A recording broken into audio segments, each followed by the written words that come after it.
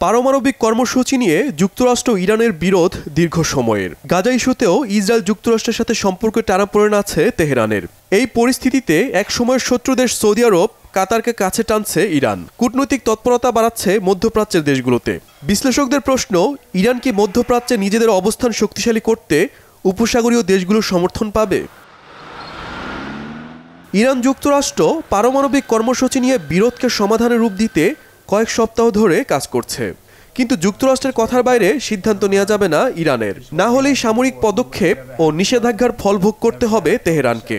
মার্কিন প্রশাসন ইরানকে কোনোভাবেই পারমাণবিক অস্ত্র তৈরি করতে দেবে না। তেহরানও অস্ত্র তৈরি করতে চায় না।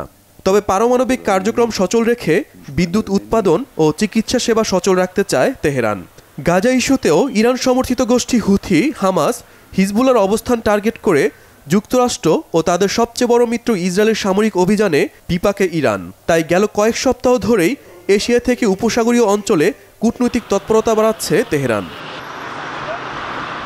শনিবার মধ্যপ্রাচ্য সফরে কাতার ও সৌদি আরবের প্রতিনিধিদের সাথে বৈঠক করেন ইরানের পররাষ্ট্রমন্ত্রী আব্বাস আরাগচি। সেখানে পারমাণবিক ইস্যুতে উদ্বেগ ও পারস্পরিক স্বার্থ নিয়ে আলোচনা করেন তেহরানের মন্ত্রী। আল জাজিরাকে দেয়া এক সাক্ষাৎকারে আরাগচি বলেন, সৌদি আরব নিয়মিত ইরানের সাথে যোগাযোগ রাখছে। এই সফরে পারমাণবিক ইস্যুকে প্রাধান্য দিয়ে আলোচনা হয়।